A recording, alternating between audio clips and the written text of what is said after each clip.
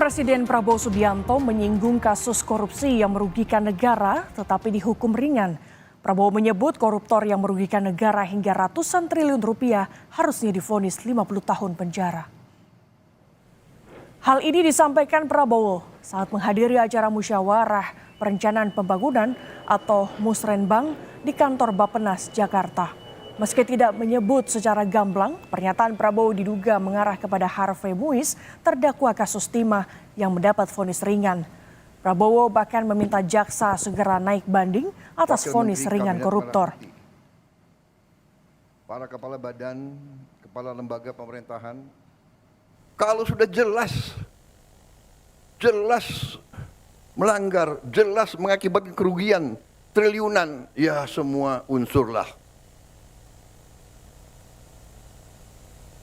Terutama juga hakim-hakim, ya vonisnya jangan terlalu ringan lah.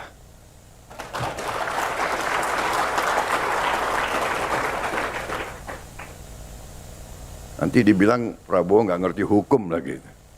Tapi rakyat pun ngerti, rakyat di pinggir jalan ngerti. Ngerampok triliunan, kalau triliunan, ratusan triliun. Jaksa Agung naik banding nggak? Naik banding ya? Naik banding. Vonisnya ya 50 tahun begitu kira-kira itu.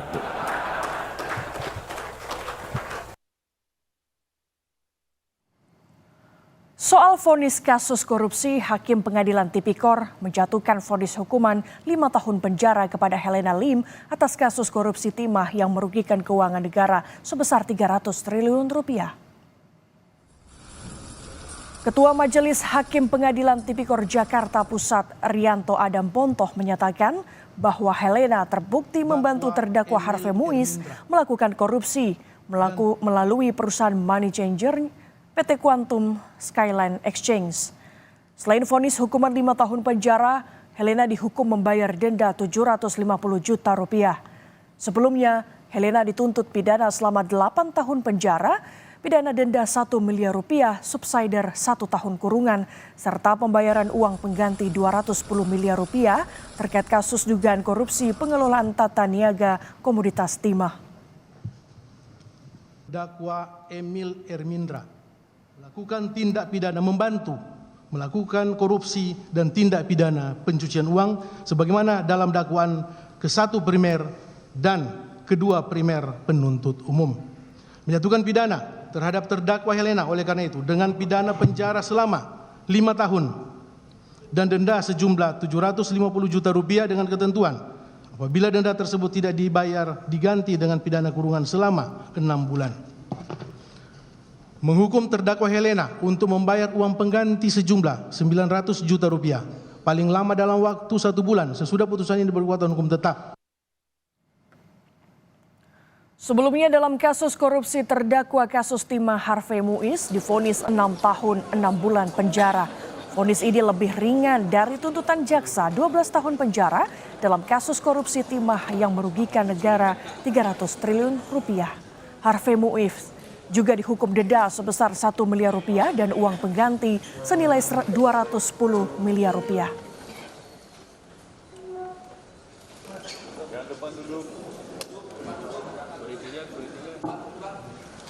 Bapak duduk, Pak. Komisi Pemberantasan Korupsi belum dapat memastikan kapan Sekjen PDI Perjuangan Hasto Kristianto dipanggil ke KPK. Pasalnya, KPK masih mengumpulkan bahan-bahan pemeriksaan Hasto. Dalam konferensi pers Senin malam, Direktur Penyidikan KPK Asep Guntur Rahayu mengatakan sebelum memeriksa Hasto atau disebut dengan HK, penyidik KPK akan mengumpulkan bahan-bahan, keterangan dari saksi lain dan dokumen-dokumen. Sehingga nantinya pernyataan penyidik kepada Hasto lebih jelas.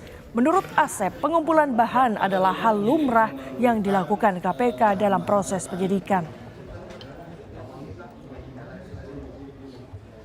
Tentunya penyidik memerlukan bahan-bahan terkait dengan pada saat pemeriksaan seseorang. Ini tidak hanya PHK ya. Jadi kita kalau mau memeriksa seseorang, kita harus memiliki bahan baik yang akan kita gali, ditanyakan maupun juga apa yang akan kita jelaskan. Nah, tahap sekarang itu sedang mengumpulkan itu dari keterangan saksi-saksi lain, sedang kita kumpulkan dari dokumen-dokumen lain, sedang kita kumpulkan, sehingga nanti pada saat yang bersangkutan kita panggil, kita jelas apa yang mau ditanyakan, keterangan apa yang kita peroleh, gitu, seperti itu. Jadi kita dalam tahap mengumpulkan keterangan-keterangan maupun bukti-bukti, sehingga pada akhirnya kita minta keterangan. Jadi itu juga menjawab pertanyaan mengapa kalau meriksa tersangka itu suka belakangan. Nah gitu, jadi kita kumpulkan dulu keterangan-keterangan dari saksi yang lain, kumpulkan dulu dokumen-dokumen yang ada, gitu. Sehingga nanti kita tidak sepotong-sepotong informasi yang kita punya. Jadi ketika misalkan mengelak, walaupun memang kalau tersangka itu diperbolehkan, dipersilakan. Sebelumnya, Sekretaris Jenderal PDIP Hasto Kristianto ditetapkan KPK sebagai tersangka pada 23 Desember 2024, yakni atas 2 perkara yang berkaitan di KPK, yakni kasus suap, pergantian antar waktu Harun Masiku, serta kasus perintangan penyidikan dalam upaya KPK menangkap Harun Masiku yang telah berstatus buron. KPK menjelaskan suap dilakukan untuk memuluskan langkah politikus PDIP Harun Masiku menjadi pengganti antar waktu untuk caleg PDIP Nazarudin Kemas di Dapil 1 Sumatera Selatan kala itu. Sementara keberadaan Harun Masiku yang terjerat kasus suap pergantian antar waktu anggota DPR RI periode 2019-2024 hingga kini belum diketahui.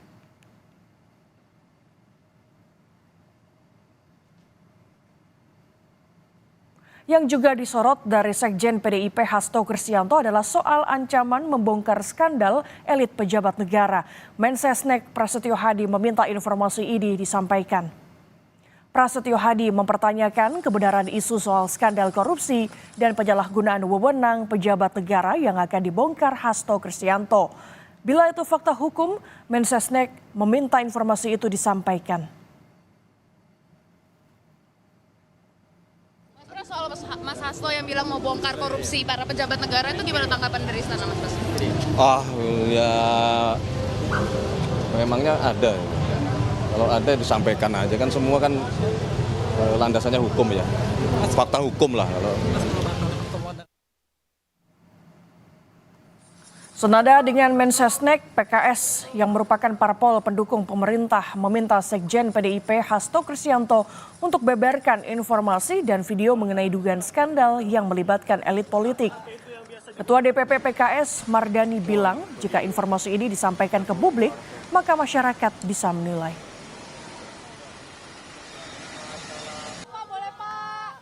Buka aja kalau ada.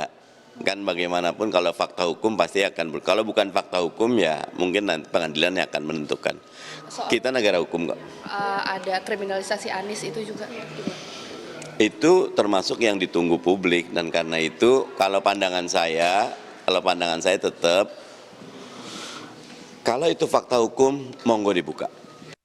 Video-video yang disiapkan oleh Sekjen PDI Perjuangan Mas Hasto Kristianto memang memuat skandal korupsi-korupsi yang melibatkan petinggi negara, baik yang saat ini menjabat atau yang sudah tidak menjabat. Penyalahgunaan kewenangan. Sekjen PDI Perjuangan Hasto Kristianto mengancam akan membongkar skandal elit usai dirinya ditetapkan sebagai tersangka kasus suap Harun Masiku oleh KPK. Hasto mengaku memiliki video yang berkaitan dengan skandal yang menimpa pejabat maupun mantan pejabat negara. Namun ancaman Hasto Kristianto itu belum diketahui sepenuhnya oleh seluruh kader PDIP. Politisi senior PDIP yang juga anggota DPR RI Arya Bima mengaku tak mengetahui video yang dimiliki Hasto Kristianto soal skandal elit. Saya nggak begitu paham mengenai video yang disampaikan oleh Pak Hasto. Kami persilakan untuk menanyakan ke Pak Hasto ya. Yang terkait apa? Soal ada bukti skandal pejabat negara. Saya tidak begitu paham. Ya. Saya tidak begitu paham mengenai hal yang menyangkut urusan-urusan personal. Tanyakan saja langsung ke Pak Hasto. Berkaitan apa dengan video-video yang Pak Hasto sampaikan, mungkin dia lebih tahu. Sementara itu, Presiden ke-7 RI, Joko Widodo menanggapi ancaman Hasto Kristianto dengan komentar singkat. Jokowi bilang, tak apa-apa. Ya nggak apa-apa. Kalau nanti harus dipanggil untuk dimintai keterangan seperti apa Pak? Kalau Pak Keterangan apa? Ya misalkan Pak Hasto mengungkapkan seperti itu, kemudian dari pihak proses hukum perlu meminta keterangan Pak Jokowi. Ya diberi keterangan. Sekjen PDI Perjuangan Hasto Kristianto sebelumnya mengancam akan membongkar skandal elit pejabat maupun mantan pejabat negara, termasuk soal kriminalisasi Anies Baswedan. Bahkan skandal ini diakui oleh politisi PDIP Guntur Romli lebih besar dari kasus Watergate, Amerika Serikat. Ancaman skandal ini muncul merespons dugaan kriminalisasi Hasto Kristianto oleh KPK. Tim Liputan, Kompas TV. Saudara, Kementerian Sosial akan melelang beberapa barang mewah hasil undian yang tak diambil oleh pemenang. Barang mewah diantaranya adalah mobil Rolls-Royce. Menurut Dirjen Pemberdayaan Sosial, barang-barang ini merupakan barang hadiah yang tidak ditebus atau diambil oleh para pemenang dari berbagai kompetisi. Saat ini barang-barang ini tersimpan di gudang milik Kemensos. Selain emas batangan, logam mulia, dan jam tangan mewah, barang mewah yang dilelang Kemensos adalah mobil mewah Rolls-Royce yang pernah menjadi hadiah undian dari salah satu maskapai. Terkait dengan ini kan adalah hadiah tidak tertebak atau hadiah tidak diambil pemenangnya, di mana pada saat penentuan pemenang ternyata pemenang itu sendiri yang seharusnya mendapatkan dia tidak mengklaim atau mungkin dihubungi terus-menerus, akhirnya dia tidak mengambil barang tersebut, sehingga secara aturan regulasi di Permensos nomor 3 tahun 2024 itu sendiri harus diserahkan ke Kementerian Sosial. Presiden ke-7 RI Joko Widodo merespons pernyataan Sekjen PDIP Hasto Kristianto soal sosok yang meminta agar masa jabatan presiden ditambah menjadi 3 periode. Jokowi menegaskan tidak pernah meminta perpanjangan masa jabatan presiden menjadi 3 periode.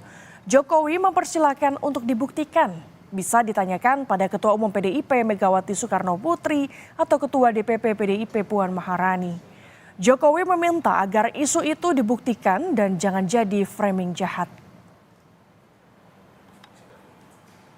Tidak pernah yang namanya saya minta perpanjangan atau 3 periode kepada siapapun.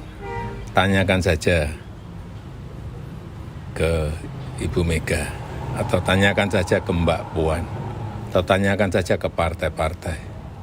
Kapan, di mana, atau siapa yang saya utus, enggak pernah ada, ya. Jangan menjadi framing jahat seperti itu, enggak baik.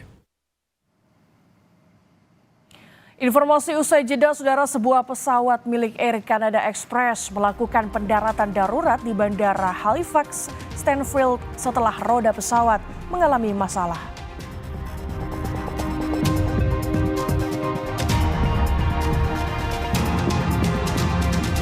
Sejumlah awak kapal berhasil diselamatkan dari kapal tunda yang bertabrakan dengan sebuah kapal tanker di Sungai Mississippi.